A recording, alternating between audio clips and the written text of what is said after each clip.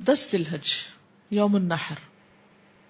10 ذی الحج قربانی کے دن کے مسائل. یوم النحر قربانی کے دن منا پہنچ کر سب سے پہلے جمرہ عقبہ جو مکہ کی طرف ہے، عقبہ کہتے ہیں نا پیچھے کو، مطلب یہ کہ منا میں سب سے پچھلا ہے جو مکہ سے قریب والا ہے. عقبہ کا لفظ اگر آپ کو یاد رہے کہ عقبہ کا معنی ہوتا ہے پیچھے، انشاءاللہ پھر خود ہی پہچان لیں گے. تو یوم النحر منا پہنچ کر سب سے پہلے جمرہ عقبہ کو کنکریاں مارنی چاہیے، پھر قربانی کرنی چاہیے، پھر حجامت بنوانی چاہیے، اور اس کے بعد مکہ مکرمہ جا کر طواف افاضہ کرنا چاہیے. ان انس بن مالک رضی اللہ عنہ ان رسول اللہ صلی اللہ علیہ وسلم رمى جمرة العقبہ ثم انصرف الى البدن فنحرها والحجام جالس وقال بيده عن رأسه فحلق شقه الأيمن فقسمه في من يليه ثم قال احلق الشق الآخر فقال أين أبو طلحة فأعطاه إياه. رواه مسلم. حضرت انس بن مالک رضی اللہ تعالی عنہ سے روایت ہے کہ رسول اکرم صلی اللہ علیہ وسلم نے مزدلفہ سے منا آنے کے بعد پہلے جمرہ عقبہ کو کنکری ذبح کیا. پاس ہی حجام بیٹھا تھا. آپ نے اسے ہاتھ کے اشارے سے سر موڑنے کا حکم دیا. اس نے سر کا دایاں حصہ موڑ دیا. آپ صلی اللہ علیہ وسلم نے بال نزدیک بیٹھے ہوئے لوگوں میں تقسیم کر دیے. پھر آپ صلی اللہ علیہ وسلم نے حجام کو سر کا بایاں حصہ موڑنے کا حکم دیا. پھر پوچھا ابو طلحہ کہاں ہیں؟ وہ حاضر ہوئے تو آپ نے وہ بال ان کو عنایت فرما دیے. اسے مسلم نے روایت کیا ہے. آپ کو معلوم ہے کہ صحابہ کرام حضور صلی اللہ علیہ وسلم کی چھوٹی چھوٹی چیز کے پیچھے دوڑتے تھے، تو ان کے شوق کا خیال کرتے ہوئے آپ نے ایسا کیا. ان ابن عمر رضی اللہ عنہما ان رسول اللہ صلی اللہ علیہ وسلم افاض یوم النحر ثم رجع فصلى الظہر بمنى. رواہ مسلم.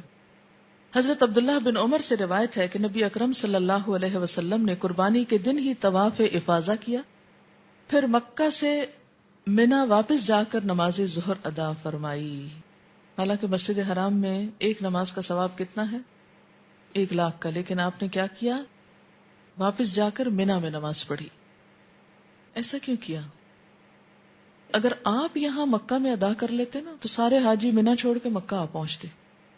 کہ آپ نے یہاں پڑھی تھی لہٰذا ہم بھی وہیں جا کے پڑھیں گے، کتنی مشکل ہو جاتی. قربانی کے دن جمرہ عقبہ پر رمی، کنکریاں مارنا، قربانی، حجامت اور طواف زیارت بالترتیب کرنے افضل ہیں. لیکن اگر کوئی شخص جانے بوجھے یا بے جانے بوجھے یا بھول کر آگے پیچھے کر دے تو کوئی حرج نہیں. عن عبداللہ بن عمرو بن العاص رضی اللہ عنہم قال وقف رسول اللہ صلی اللہ علیہ وسلم فی حجۃ الوداع بمنى للناس يسألونه فجاء رجل فقال یا رسول اللہ لم اشعر فحلقت قبل ان انحر قال اذبح ولا حرج. ثم جاءه رجل آخر فقال یا رسول اللہ لم اشعر فنحرت قبل ان ارمی فقال ارم ولا حرج.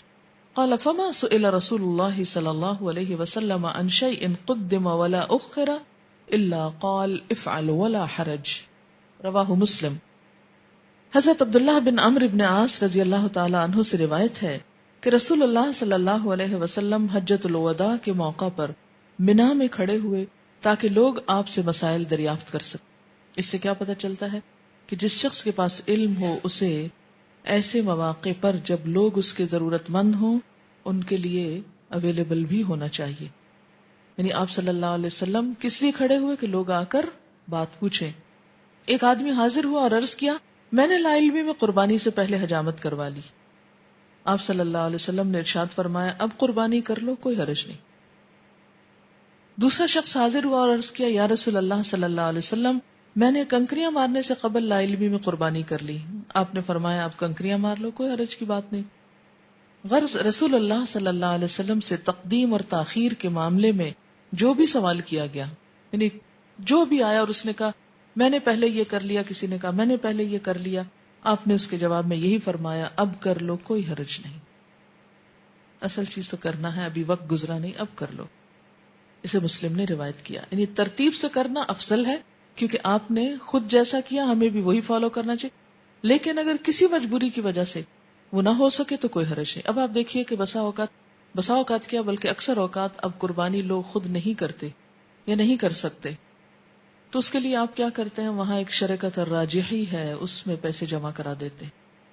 وہ آپ کی قربانیاں کرتے ہیں. آپ ان کو بتا بھی دیتے ہیں پہلے دن کریں, دوسرے تیسرے, لیکن اس کے باوجود اب اگر ان کے پاس 1,00,000 لوگوں نے پیسے جمع کرا رکھے ہیں تو ضروری نہیں کہ آپ کا نام وہ صبح سویرے آ جائے اور آپ انتظار کریں کہ جب تک قربانی نہ ہو میں بال نہیں کاٹتا.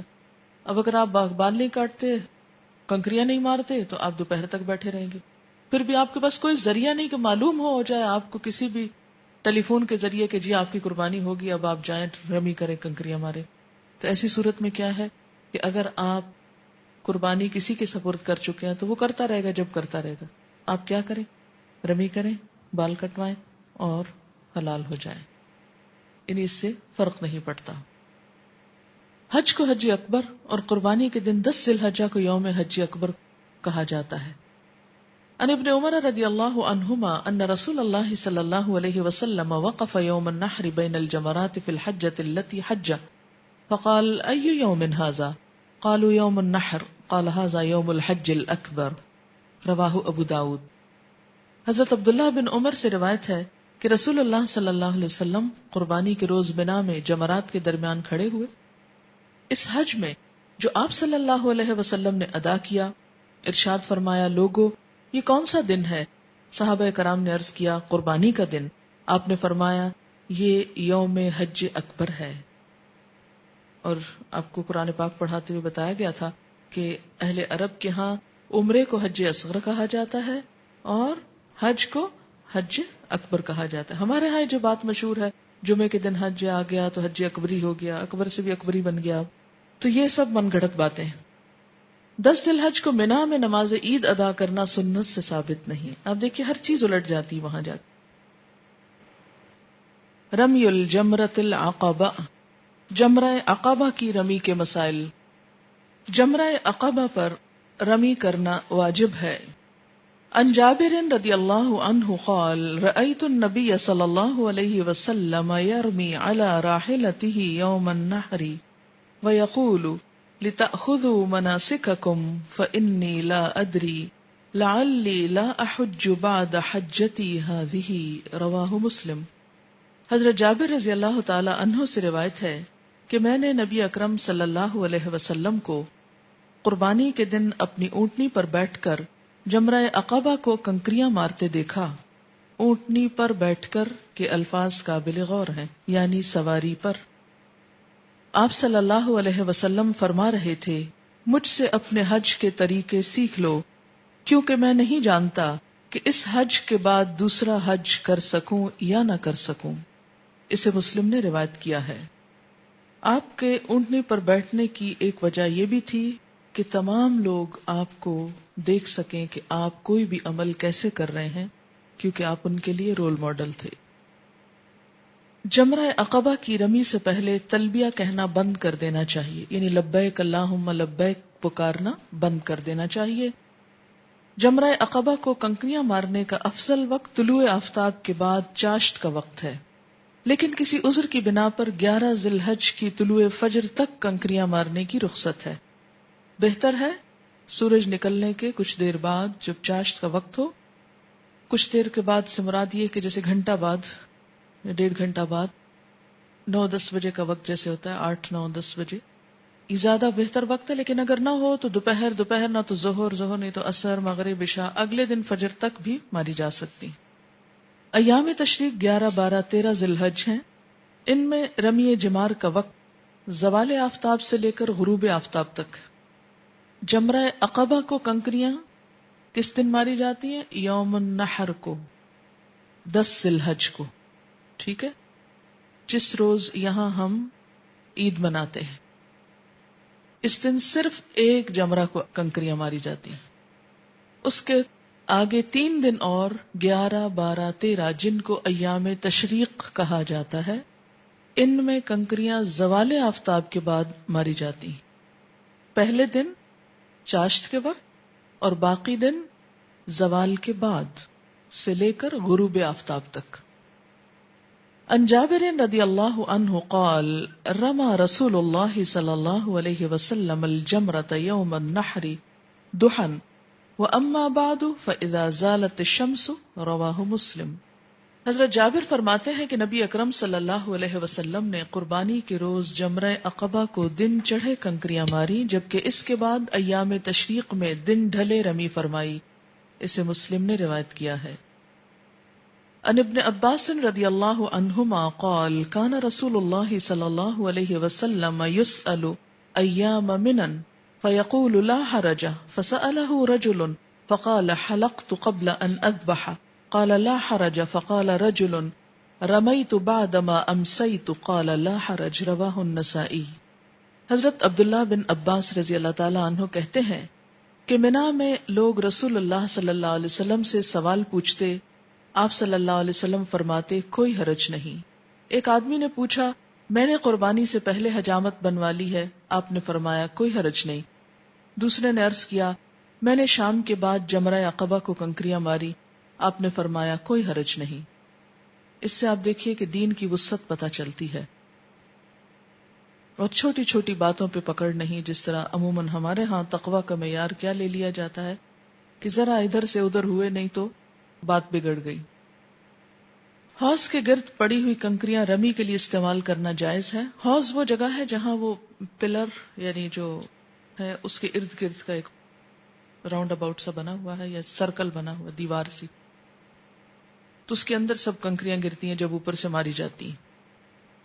البتہ جو کنکریاں حوض کے اندر گری ہوں انہیں دوبارہ رمی کے لیے استعمال کرنا جائز نہیں، یعنی وہاں سے اٹھا کے وہاں نہیں مار سکتے. البتہ ایسا ہوتا ہے کہ جب وہ بہت ساری پڑ جاتی ہیں پھر وہ لوگ اٹھا کے دوبارہ جا کے پھینک دیتے ہیں، وہاں سے پھر لا کے مار لی جاتی. اگر کنکری ستون جمرہ کو نہ لگے لیکن حوض کے اندر گرے تو رمی درست ہوگی. اگر کنکری حوض کے اندر نہ گرے تو رمی دوبارہ کرنی چاہیے، کیونکہ اتنا کراؤڈ ہوتا ہے وہاں پر، اکثر ایکسیڈنٹس وہیں پر ہوتے ہیں. سب سے سخت ترین وقت ہوتا ہے یہ. تو اس میں یہ ہوتا ہے کہ بعضوں کو دور سے مارتے ہیں، آگے سے کسی کا سر آ جاتا ہے، کئی لوگ جھنڈے اٹھا کے کھڑے ہوتے ہیں، کئی جوتے مار رہے ہوتے ہیں، کئی اور اسی قسم کی لغویات کر رہے ہوتے ہیں. تو اس میں بسا اوقات آپ نے کنکری پھینکی اور وہ کسی اور کو لگی اور وہ پیچھے ہی گر گئی، تو اندر نہیں گئی. تو اس پلر کو لگ جائے جسے جمرہ بولا جاتا ہے، جسے شیطان کی علامت ہے وہ، یا پھر اس کے اندر گر جائے تو ٹھیک ہے، کیونکہ بسا اوقات اتنی کٹھی جا رہی ہوتی کہ آپ نہیں پہچان سکتے کہ آپ کی کنکری اندر جا کے لگی یا پہلے ہی گر گئی. تو اندر اگر اس سرکل کے اندر چلی گئی تو ہو گیا. سورج طلوع ہونے سے پہلے جمرہ عقبہ کو کنکریاں مارنا منع ہے، خواہ بوڑھے ہوں، بچے، خواتین ہوں یا مریض. عن ابن عباس رضی اللہ عنہما ان النبی صلی اللہ علیہ وسلم قدم دعفت اہلہ وقال لا ترموا الجمرۃ حتى تطلع الشمس، رواہ الترمذی. حضرت عبداللہ بن عباس سے روایت ہے کہ نبی صلی اللہ علیہ وسلم نے اپنے گھر کے ضعیف افراد کو رات کے وقت ہی منا روانہ فرما دیا تھا اور انہیں فرمایا جمرہ عقبہ کو سورج طلوع ہونے سے پہلے کنکریاں نہ مارنا. یعنی کب ریچول شروع ہوگا؟ جب اگلا دن طلوع ہو جائے گا. اسے ترمذی نے روایت کیا. اگر کوئی شخص سورج طلوع ہونے سے قبل رمی کر لے تو اسے دوبارہ سورج طلوع ہونے کے بعد رمی کرنا ہوگی. ہر جمرہ کو الگ الگ 7 کنکریاں مارنا چاہیے. کنکری مارتے وقت اللہ اکبر کہنا مسنون ہے. جمرہ عقبہ کی رمی سے پہلے تلبیہ کہنا بند کر دینا چاہیے. عن الفضل بن عباس رضی اللہ عنہما قال كنت ردف النبی صلی اللہ علیہ وسلم فلم يزل يلبي حتى رمى الجمرة العقبة فرماها ب7 حصيات يكبر مع كل حصاة، رواه النسائی. حضرت فضل بن عباس فرماتے ہیں قربانی کے دن میں نبی اکرم صلی اللہ علیہ وسلم کے پیچھے سوار تھا.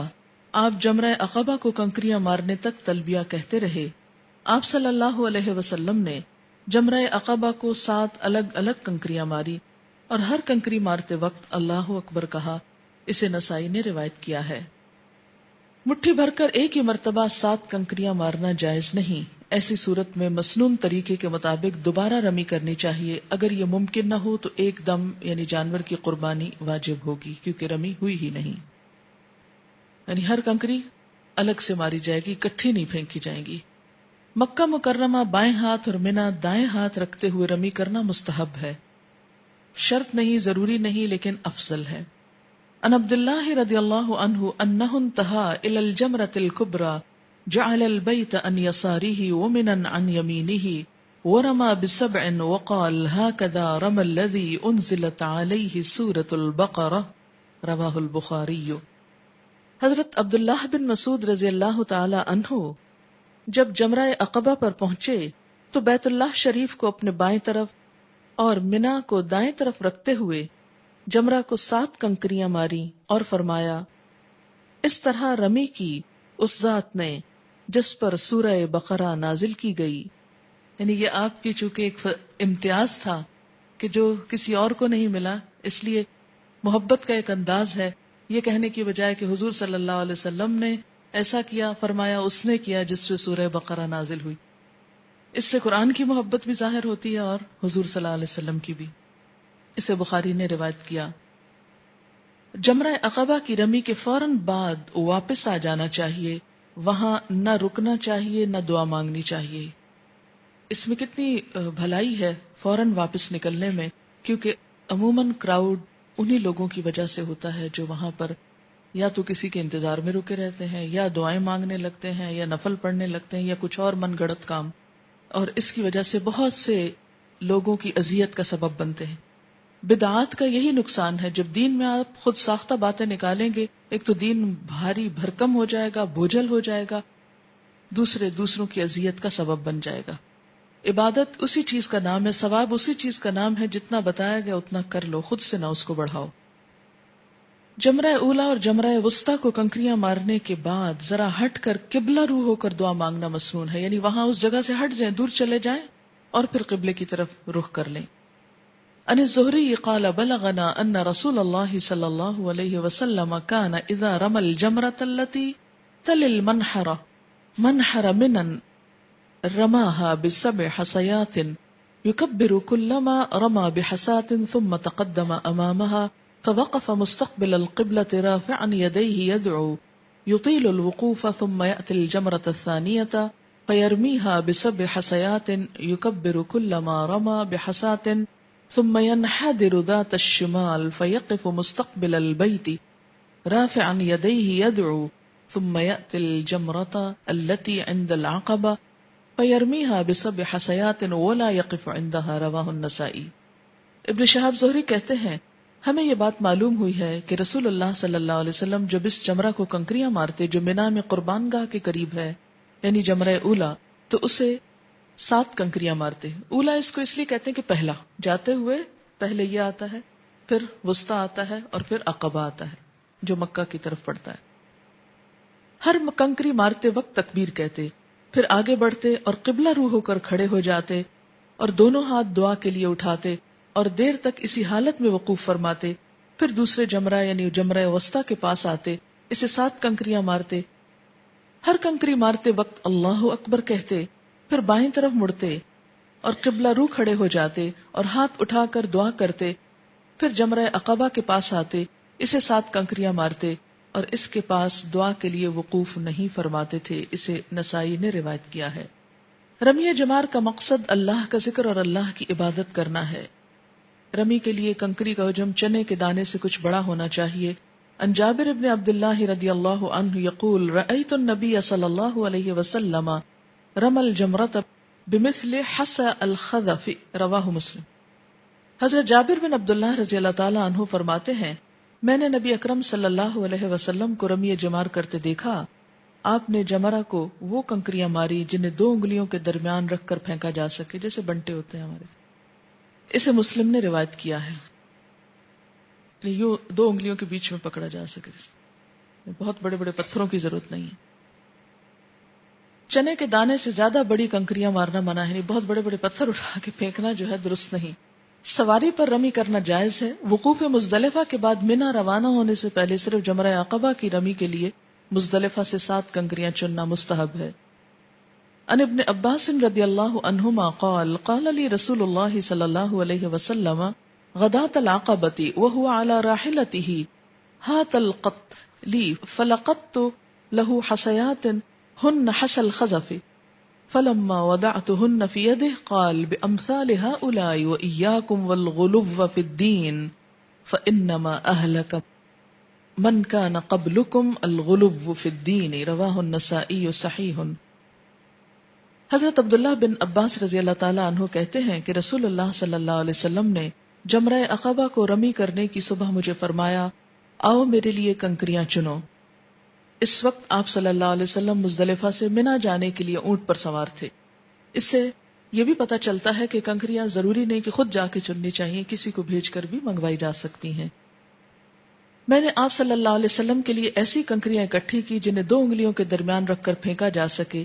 جب میں نے وہ کنکریاں آپ صلی اللہ علیہ وسلم کے ہاتھ میں رکھ دی تو فرمایا، ہاں ایسی ہی کنکریاں ٹھیک ہیں، اور یاد رکھو دین میں مبالغہ کرنے سے بچو، غلو سے بچو۔ تم سے پہلے لوگوں کو دین میں غلو یعنی شدت نہیں ہلاک کیا تھا۔ اسے نسائی نے روایت کیا۔ یعنی دین میں ایکسٹریمزم کیا ہے کہ جو کہہ دیا گیا اس سے بڑا ہو کر کچھ کرنا، یا اس سے بڑھا چڑھا کے کرنا۔ جتنا کہا گیا اتنا کرنا ایکسٹریم نہیں ہے۔ ایام تشریق کے دوران رمی کے لیے کسی بھی جگہ سے کنکریاں لی جا سکتی ہیں۔ بچوں، بیماروں اور بوڑھوں کی طرف سے رمی کرنا جائز ہے۔ ان جابر رضی اللہ عنہ قال حججنا مع رسول اللہ صلی اللہ علیہ وسلم ومعنا النساء والصبیان فلبینا عن الصبیان ورمینا عنہم، رواہ ابن ماجہ۔ حضرت جابر رضی اللہ تعالیٰ عنہ فرماتے ہیں، ہم نے رسول اکرم صلی اللہ علیہ وسلم کے ساتھ حج کیا، ہمارے ساتھ عورتیں اور بچے بھی تھے، ہم نے بچوں کی طرف سے تلبیہ بھی کہا اور ان کی طرف سے کنکریاں بھی ماری۔ اسے ابن ماجہ نے روایت کیا ہے۔ اور دوسروں کی طرف سے رمی کرنے والے آدمی کو پہلے اپنی رمی مکمل کرنی چاہیے، پھر دوسرے کی طرف سے کرنی چاہیے۔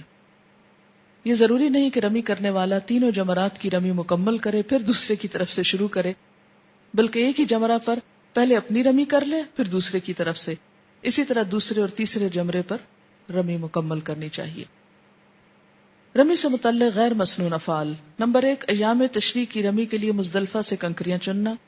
نمبر 2، رمی سے قبل کنکریوں کو دھونا۔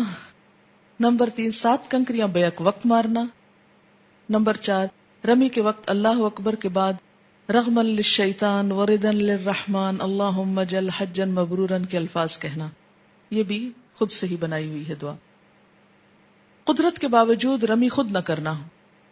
رمی کرتے وقت یہ عقیدہ رکھنا کہ کنکریاں شیطان کو مار رہے ہیں۔ رمی کے لیے پتھر یا جوتے کا استعمال کرنا۔ رمی کرتے وقت شیطان کو گالیاں دینا۔ رمی کے لیے جاتے ہوئے اذکار کی بجائے ہنگامہ شور و غل کرتے جانا۔ بعض لوگ ایسے جلوس میں نکلتے ہیں جیسے بہت بڑا مارکا کرنے جا رہے ہوں، حالانکہ وہ بس خیال ہی ہے، واپس آ کے یا اس وقت بھی اسی کے ہی شاگرد ہوتے ہیں۔ جمرہ اولا اور جمرہ وسطیٰ کی رمی کے بعد دعا ترک کرنا۔ اچھا، عام طور پر ہمارے یہاں خواتین جو ہے وہ بیٹھ رہتی ہیں، کہتی ہیں ہم نہیں جاتے، لیکن میں سمجھتی ہوں کہ اگر اللہ نے ہمت دی، بہت بوڑھی خواتین تو ٹھیک ہے، لیکن اگر اللہ نے ہمت دی ہو تو ضرور جانا چاہیے، اس لیے کہ جو موت اور حشر کا میدان اور گرمی کا نظارہ وہاں ہوتا ہے وہ کسی اور موقع پر اس طرح نہیں ہوتا۔ خواہ اس سے بڑے بڑے کراؤڈ ہوتے ہیں، لیکن حقیقی جو اسے کہتے ہیں نا جدوجہد کا وقت اور خوف کا وقت بھی، کہ معلوم نہیں کس وقت کس کے پیچھے، کیونکہ ہوتا ہی ہے کہ لوگ آگے جاتے، کوئی ترتیب تو ہوتی نہیں، آگے جاتے ہیں، اچھا لوگ سب ایک دوسرے کے بازو پکڑے ہوئے ہوتے ہیں، اچھا اکٹھے مارتے ہیں اور پھر اکٹھے پیچھے کو پلٹتے ہیں۔ اس میں اگر کوئی شخص بھی ذرا لڑکھڑا جائے یا ویک ہو تو بعض اوقات غول کے غول شخص جو الٹے پلٹتے ہیں تو اس میں پھر بعض اوقات تو بالکل پاؤں تلے کچلے جاتے ہیں لوگ۔ ڈرنے کی تو ضرورت نہیں، لیکن یہ کہ جانا چاہیے۔ چلنا بھی بہت پڑتا ہے اس میں۔ مینا میں بہت بڑے ایریا میں خیمے لگے ہوتے ہیں، پھر بعض اوقات بہت دور جا کے خیمہ لگتا ہے، پھر وہاں سے پہلے تو پورا کراس کرو، پھر جب وہ ایریا شروع ہوتا ہے تو اس میں بھی کافی لمبی واک پڑتی ہے، کیونکہ گاڑیوں پر عموماً مشکل ہوتا ہے جانا، اس لیے بہت سے لوگ اس مشقت سے اوائڈ کرتے ہیں اور دوسرے کو کہتے ہیں آپ ہماری کر دیں، لیکن ادھورا سا حج ہوتا ہے اگر خود وہاں نہ پہنچے۔ یہ بات اس لیے بھی میں کہہ رہی ہوں کہ بعض لوگوں کا خیال ہی یہ ہے کہ عورت کو تو جانا ہی نہیں چاہیے۔ کچھ لوگوں سے میں نے یہ سنا کہ کنکریاں نہیں، وہاں عورتوں کا کیا کام۔ النحر، قربانی کے مسائل۔ حج کران اور حج تمتع کرنے والوں پر قربانی کرنا واجب ہے۔ جو قربانی نہ کر سکے اسے حج کے دنوں میں 3 اور گھر واپس جا کر 7 روزے رکھنے چاہیے، کل 10 ہو گئے۔ قرآن پاک کی آیت اس کے بارے میں آپ پڑھ چکے ہیں۔ عن ابن عمر رضی اللہ عنہما قال فلما قدم النبی صلی اللہ علیہ وسلم مکہ قال للناس من كان منكم أهدى فإنه لا يحل لشيء حرم منه حتى يقضي حجه ومن لم يكن منكم أهدى فليطف بالبيت وبالصفا والمروة وليقصر وليحلل ثم ليهل بالحج فمن لم يجد هديا فليصم 3 أيام في الحج و7 إذا رجع إلى أهله رواہ البخاری۔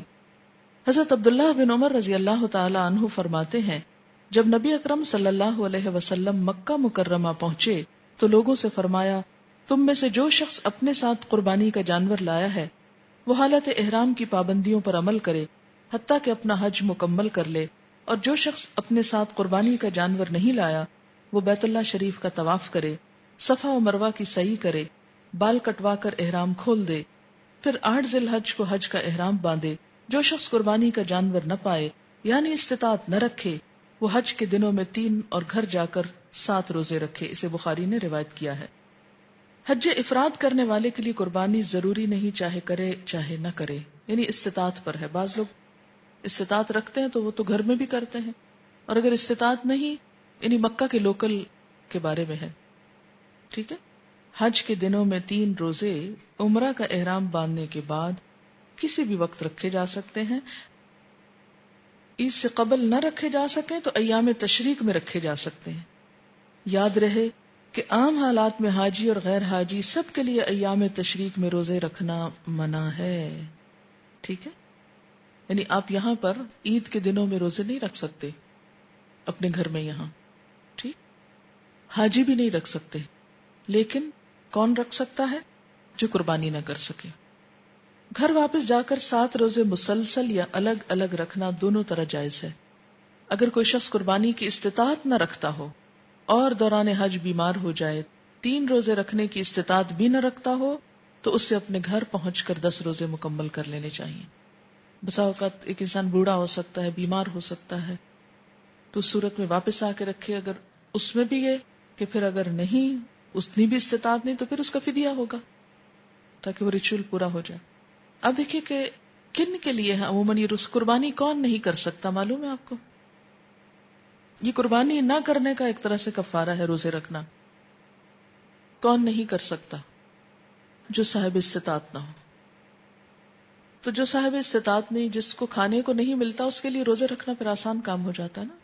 وہ بیچارہ پہلے اس فاقے سے ہے، تو اس کے لیے ایک سہولت پیدا کر دی گئی کہ تم اپنے لیے مشقت نہ کرو، مانگ تانگ کے قربانی نہ دو، کیا کرو، یہ کام کر لو۔ اس سے یہ بھی انداز ہوتا ہے کہ قربانی کی اپنی ایک اہمیت ہے، اور اس کو چھوڑنا، اس کے بجائے کوئی نہ کوئی کام بھی ہونا چاہیے، یعنی کوئی معمولی چیز نہیں، ایک ریچول ہے، اس موقع کی ایک ضرورت ہے۔ جی، حج کی شرط انہوں نے پوچھا کہ وہی کرے جس کی استطاعت ہو۔ بعض اوقات یہ ہوتا ہے کہ کرایہ تو ہے، وہاں رہنے کا بھی ہے، لیکن قربانی بعض اوقات اتنی سستی نہیں ہوتی۔ کچھ لوگ جوڑ جوڑ کے اتنا تو کر لیتے ہیں کہ وہاں تک پہنچ جائیں، شوق پورا کر لیں، لیکن یہ قربانی نہیں کر سکتے، تو ایسی صورت میں وہ پھر روزے رکھ لیں۔ ایک سہولت دی گئی ہے نا۔ اسی طرح بعض اوقات یہ ہوتا ہے کہ مکہ کے فقراء، عام لوگ جیسے بیگرز وغیرہ آپ نے دیکھا ہوگا وہاں ہوتے ہیں، تو وہ لوگ بھی احرام پہن لیتے ہیں، حج وغیرہ کر لیتے ہیں، ان کا حج حج افراد ہوتا ہے، ان کے لیے قربانی نہیں ہوتی۔ لیکن جو لوگ اپنے ملک سے صرف حج کی نیت سے وہاں گئے ہیں، تمتع یا قران کر رہے ہیں، تو ان کو ساتھ قربانی کرنا ہوگی، تب ان کا حج مکمل ہوگا ایک طرح سے۔ منی یا مکہ میں کسی بھی جگہ حج کی قربانی کرنا جائز ہے۔ عن جابر بن عبداللہ ان رسول اللہ صلی اللہ علیہ وسلم قال کل عرفہ موقف وکل منن منحر وکل مزدلفہ موقف وکل فجاج مکہ طریق ومنحر، رواہ ابو داود۔ حضرت جابر بن عبداللہ رضی اللہ تعالی عنہ سے روایت ہے کہ رسول اللہ صلی اللہ علیہ وسلم نے فرمایا، سارا عرفات موقف ہے، سارا منی قربان گاہ ہے، سارا مزدلفہ موقف ہے، مکہ کی ساری گلیاں راستہ اور قربان گاہ ہیں۔ اسے ابو داؤد نے روایت کیا ہے۔ دم کی قربانی بھی منی اور مکہ سے باہر کرنا جائز نہیں۔ دم کی قربانی کون سی ہے؟ جو فدیے کے طور پر ہوتی ہے مناسک حج میں سے کسی منسک کی درست ادائیگی نہ کر سکنے پر، جیسے احرام کے بغیر آپ داخل ہو گئے حرم میں، یا پھر رمی نہیں کی، یا رمی درست نہیں ہوئی، وغیرہ۔ 10 ذی الحج کی صبح سے لے کر 13 ذی الحج کے غروب آفتاب تک 4 دن قربانی کرنا جائز ہے۔ عن ابی ہریرہ رضی اللہ عنہ عن النبی صلی اللہ علیہ وسلم کل ایام التشریق ذبح رواہ البیہقی۔ حضرت ابو ہریرہ رضی اللہ تعالی عنہ نبی اکرم صلی اللہ علیہ وسلم سے روایت کرتے ہیں کہ ایام تشریق کے تمام دن قربانی کے دن ہیں، 11، 12 اور 13 تک۔ اسے بیہقی نے روایت کیا ہے۔ 10 ذی الحج کو جمرہ عقبہ کی رمی کے بعد قربانی کرنا چاہیے، لیکن اگر کوئی شخص کسی وجہ سے کنکریاں مارنے سے قبل قربانی کر لے تو کوئی حرج نہیں، کیونکہ بعض اوقات ایک شخص بیمار ہے یا کوئی مجبوری ہے، جیسے بچہ سو نہیں رہا اور آپ کنکریاں مارنے میں دیر ہو رہی ہے آپ کو، تو آپ قربانی کر لیں اور اس کے بعد کنکریاں مارنے کو چلے جائیں۔ جانور ذبح کرنے کے آداب۔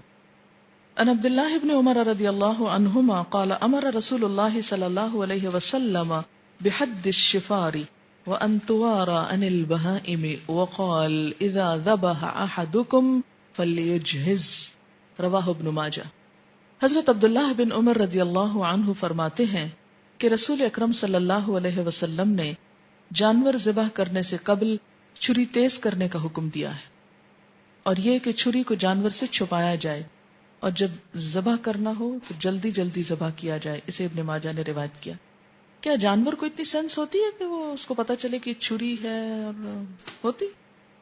میں آج صبح اس آیت پہ غور کر رہی تھی کہ کل قد علم صلاتہ و تسبیحہ، تو میں نے کہا اچھا جانوروں اور پرندوں کو بھی علم ہوتا ہے؟ تو میں نے کہا پھر تو جو لوگ شعوری طور پہ اللہ کی اطاعت نہیں کرتے وہ تو جانوروں سے بھی پھر بدتر ہو جاتے ہیں، کیونکہ جانوروں کو بھی پتا ہے کہ انہوں نے اپنی نماز اور تسبیح کیسے کرنی ہے، اور ہم کو نہیں پتا۔ یہ بھی آپ پڑھ چکے ہیں سورۃ النور میں یہ آیت، کل قد علم صلاتہ و تسبیحہ۔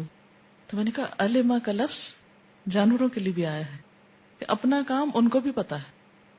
تو انسان جانور کی سطح سے کب اٹھتا ہے؟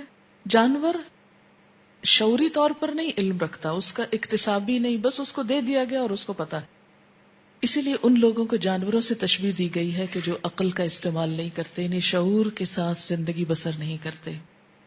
شاید کل ہی آئی تھی نا، کیا تم سمجھتے ہو کہ وہ سنتے ہیں یا عقل کرتے ہیں؟ اولئک کالانعام، نہیں، وہ تو جانوروں کی طرح ہے، کیونکہ جانور سن کر عقل استعمال نہیں کرتے، ان کے اندر جو پہلے سے علم فیڈ کر دیا گیا اس کا ان کو پتا ہے۔ مگر انسان اور میں فرق کیا رکھا کہ انسان اپنی کوشش کر کے یہ چیزیں پائے، اسی کوشش کا تو اجر ہے پھر، اور جو کوشش نہ کرے من جد وجد۔ قربانی کے وقت جانور کا منہ قبلے کی طرف کرنا مستحب ہے۔ قربانی سے قبل بسم اللہ اللہ اکبر اللہم منک ولک کہنا مسنون ہے۔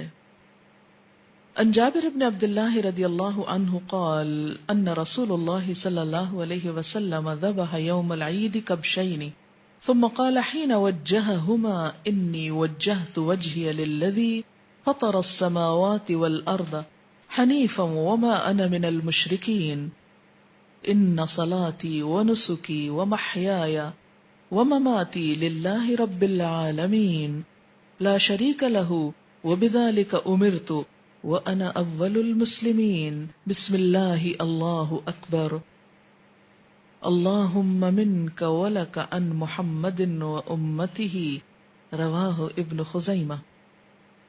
حضرت جابر بن عبداللہ رضی اللہ تعالی عنہ سے روایت ہے کہ رسول اللہ صلی اللہ علیہ وسلم نے عید کے روز 2 مینڈھے ذبح کیے۔ دونوں کو ذبح کرتے وقت قبلہ رخ کر کے یہ آیت پڑھی، میں نے اپنا رخ اس ہستی کی طرف کر لیا جس نے آسمانوں اور زمین کو پیدا کیا، اور میں ہرگز مشرکوں سے نہیں ہوں۔ سورۃ الانعام آیت 78۔ بے شک میری نماز اور میری قربانی، میرا جینا اور میرا مرنا صرف اللہ رب العالمین کے لیے ہے، اس کا کوئی شریک نہیں، مجھے اسی کا حکم دیا گیا اور میں سب سے پہلے سر اطاعت جھکانے والا ہوں۔ سورہ انعام آیت نمبر 162-163۔ مذکورہ آیت تلاوت کرنے کے بعد آپ صلی اللہ علیہ وسلم نے یہ کلمات ارشاد فرمائے، یا اللہ یہ جانور تو نے ہی دیا تھا اور تیرے ہی نام پر میں نے اسے قربان کیا، محمد صلی اللہ علیہ وسلم اور ان کی امت کی طرف سے۔ جی آپ نے ہم سب کی طرف سے قربانی کی، ہم کو بھی کبھی توفیق ہوئی کہ آپ کی طرف سے کبھی کر دیں. اسے ابن خزیمہ نے روایت کیا ہے. ایک صحیح حدیث میں یہ الفاظ بھی ہیں، اللہ کے نام سے ذبح کرتا ہوں یا اللہ، اسے محمد، آل محمد اور امت محمد کی طرف سے قبول فرما. یعنی آپ نے اپنی طرف سے، اپنے آل یعنی خاندان کی طرف سے اور پوری امت کی طرف سے. لہذا قربانی کرتے وقت اللہم تقبل منا کے الفاظ کہنا بھی مسنون ہے. دوسرے سے قربانی کروانا جائز ہے لیکن خود کرنا افضل ہے. استطاعت کے مطابق ایک سے زیادہ قربانی دینا بھی مسنون ہے. اپنے جانور کی قربانی سے خود گوشت کھانا مسنون ہے. قربانی کا سارا گوشت استعمال کرنا ضروری نہیں. عن جابر رضی اللہ عنہ فی قصة حجۃ الوداع قال ثم انصرف الى المنحر فنحر 63 بيده ثم اعطى عليا فنحر ما غير واشركه في هديه ثم امر من كل بدنة ببدعة فجعلت في قدر فطبخت فاكلا من لحمها وشربا من مرقها. رواه مسلم. حضرت جابر رضی اللہ عنہ سے روایت ہے کہ حجۃ الوداع کی حدیث کے سلسلے میں بیان کرتے ہیں کہ رمی کے بعد نبی صلی اللہ علیہ وسلم قربان گاہ تشریف لائے اور 63 اونٹ اپنے دست مبارک سے ذبح کیے. آپ کی جسمانی قوت کا اندازہ لگائیں. باقی اونٹ 37 حضرت علی رضی اللہ تعالیٰ عنہ کو دیے، جنہیں حضرت علی رضی اللہ تعالیٰ عنہ نے ذبح کیا. آپ صلی اللہ علیہ وسلم نے حضرت علی کو بھی اپنی قربانی میں شریک کیا. پھر آپ صلی اللہ علیہ وسلم نے ہر اونٹ سے گوشت کا ٹکڑا لینے کا حکم دیا جسے ہنڈیا میں ڈال کر پکایا گیا. یعنی ہر قربانی سے ایک ایک ٹکڑا نکالا گیا اور ان کو کٹھا ایک جگہ پکایا گیا. رسول اللہ صلی اللہ علیہ وسلم اور حضرت علی رضی اللہ تعالیٰ عنہ دونوں نے اس میں سے گوشت کھایا اور شوربہ پیا. اسے مسلم نے روایت کیا ہے. قربانی کے لیے موٹا تازہ اور عمدہ جانور خریدنا چاہیے. خصی جانور کی قربانی جائز ہے. کسی دوسرے زندہ یا فوت شدہ شخص کی طرف سے قربانی کرنا جائز ہے. عن ابی ہریرہ رضی اللہ عنہ ان رسول اللہ صلی اللہ علیہ وسلم کان اذا اراد ان يضحي اشترى كبشين عظيمين سمينين اقرنين املجين موجونين فذبح احدهما عن امته لمن شهد لله بالتوحيد وشهد له بالبلاغ وذبح الاخر عن محمد وعن آل محمد صلی اللہ علیہ وسلم. رواہ ابن ماجہ. حضرت ابو ہریرہ رضی اللہ تعالیٰ عنہ سے روایت ہے کہ نبی اکرم صلی اللہ علیہ وسلم جب بھی قربانی کا ارادہ فرماتے، جب بھی والے لفظ یعنی صرف حج کی بات نہیں، عام قربانی بھی، تو 2 موٹے تازے سینگوں والے سیاہ رنگ دار خصی مینڈے خریدتے. ان میں سے ایک اپنی امت کے ان لوگوں کی طرف سے ذبح کرتے جو اللہ کی توحید کی گواہی دینے والے اور حضرت محمد صلی اللہ علیہ وسلم کی رسالت کے قائل ہیں، اور دوسرا محمد صلی اللہ علیہ وسلم اور آل محمد صلی اللہ علیہ وسلم کی طرف سے ذبح کرتے. اسے ابن ماجہ نے روایت کیا ہے. قربانی کی بجائے اس کی قیمت صدقہ کرنا سنت سے ثابت نہیں، یعنی آپ نے کبھی ایسا نہ خود کیا نہ کرنے کا حکم دیا. قربانی ایک ریچول ہے جو اسی طریقے سے ادا ہوگی جیسے آپ نے کی یا کرنے کو کہا. والسابقون السابقون أولئك